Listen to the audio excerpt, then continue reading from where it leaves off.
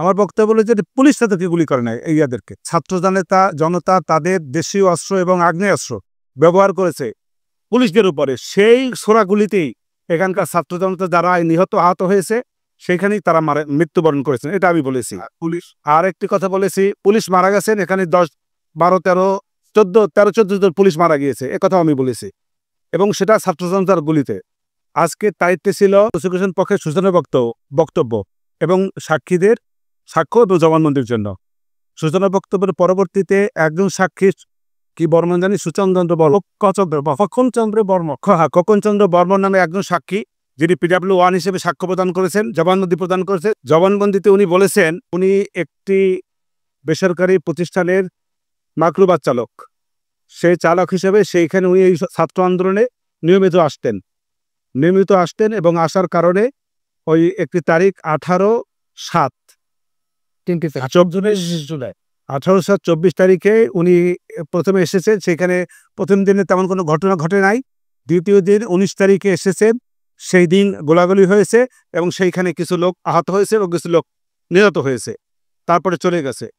এবং পরবর্তীতে 5ই আগস্ট উনিও ওই দিনও এই আন্দোলনের সঙ্গে ছিলেন এবং আন্দোলনে থাকাকালীন সময় একটা পর্যায়ে ওনারা যখন সাইনবোর্ড এলাকায় আসেন তখন ওনাদেরকে পুলিশ বাধা দিলে পরবর্তীতে সেনাবাহিনী আসেন।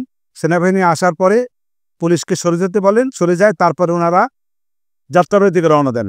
যাত্রাবাড়ি থানা এলাকায় আসার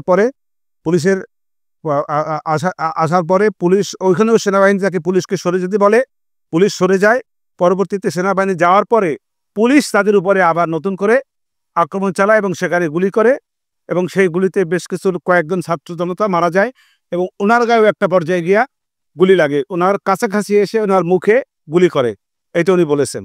এবং সেই গুলি করার পরেও পরবর্তীতে আশেপাশে যারা ছিল, আরও যারা ছাত্র এবং অন্যান্যরা, তারা ওনাকে নিয়ে হসপিটালে যায়। প্রথমে মুগ্ধ হাসপাতালে, ওখানে তাকে রাখেন না। পরবর্তীতে ঢাকা মেডিকেলে যান। তৎপরবর্তীতে ওনারা প্রাথমিক চিকিৎসার পরে মিরপুর ডেন্টাল হাসপাতালে ওনাকে পাঠান। তারপরে 10 দিন চিকিৎসার পরে উনি এসে বার্ন ইনস্টিটিউটে ভর্তি হন। সেইখানে চিকিৎসার পরে একটা পর্যায়ে ওনাকে রাশিয়া প্রেরণ করা হয়। রাশিয়া থেকে উনি এসছেন, আবার রাশিয়া যাবেন। Excellent memory. বলেন যে আপনার ওনার বক্তব্যে কোন জায়গায় ত্রুটি মনে হয়েছে কিংবা কি ফাঁক পাইছে? যাত্রাবাড়ি থানায় 10 থেকে 12 দিন 12 তারিখে যেমন পুলিশ সদস্য নিয়ে তো হয়েছে, গুলি করেছে, এটা পিছু পদ্ধতি থাকছে। আমি ব্যবহার করেছি, সেখানে আমি বলেছি যে ছাত্র জনতা তাদের দেশীয় অস্ত্র এবং আগ্নেয়াস্ত্র ব্যবহার করেছে পুলিশদের উপরে। সেই ছোড়াগুলিতেই এখানকার ছাত্র জনতা যারা নিহত আহত হয়েছে সেখানেই তারা মৃত্যুবরণ করেছেন, এটা আমি বলেছি। পুলিশ আর একটি কথা বলেছি, পুলিশ মারা গেছেন এখানে 10, 12, 13, 14 জন পুলিশ মারা গিয়েছে, একথাও আমি বলেছি, এবং সেটা ছাত্র জনতার গুলিতে। আর একটি কথা হইল, এই যে 3টি তারিখে উনি আন্দোলনে গিয়েছেন, এই 3টি তারিখে উনি কি ওই দিন কি বন্ধ ছিল না খোলা তারিখ ছিল? উনি বন্ধ থাকলে এক কথা, আর যেহেতু বন্ধ ছিল না, আমার কাছে ওই দিন খোলা তারিখ ছিল, অতএব উনি মালিকের কাছ থেকে পারমিশন নিয়ে যান নাই এবং যাইতে পারেন না। উনি যে গিয়েছেন এই কথাটা অসত্য, এটা আমি বলিস। মোটা দাগে গুলি খেয়েছে একটা ইয়েতে দেখা যায়, এই ভিডিওতে দেখা যায়। আমার বক্তব্য হলো গুলি খেয়েছে, কিন্তু এই গুলি ছাত্র জনতার যে আন্দোলন, সেই আন্দোলনের ফলশ্রুতিতে পুলিশের উপরে গুলি করেছে। তারপরে পুলিশ সেখানে তাদেরকে নিজেকে রক্ষা করার জন্য চেষ্টা করেছে, একটা পর্যায়ে তার মুখে গুলি লেগেছে। আমার বক্তব্য হলো যে পুলিশ তাদেরকে গুলি করে নাই, এইদেরকে।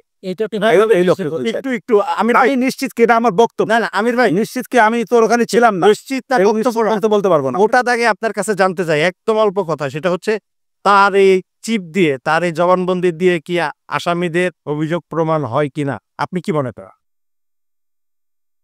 আমি মনে করি হয় না। এই সাক্ষীর এবং জবানবন্দির মধ্যে, আমি যে জেরা করেছি এবং জবানবন্দির মধ্যে অনেক ফাঁক আছে, অনেক ব্যাপক ফাঁক আছে।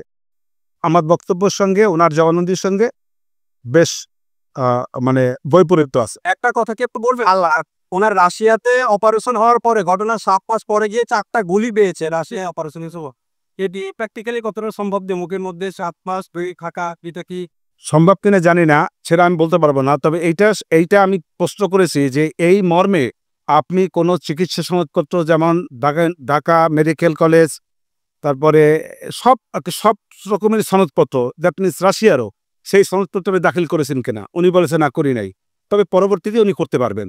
উনি বলেছে ওনার মুখ থেকে 3-4টা গুলিও বেরোইছে। এই যে গুলিতে মারা গেছে তারা বা ছাত্র জনতা গুলি করছে, এর পক্ষে কি কোনো ডকুমেন্ট আছে আপনাদের কাছে আসামি পক্ষের ডাটা? একটা কথা আমি আপনাকে বলি, এই মামলায় আমাকে প্রসিকিউশন পক্ষে যে সমস্ত কাগজপত্র দলিলাদি দাখিল করে আমার কাছে দিয়েছে, এর মধ্যে থেকে আমাকে জেরা করতে হয়।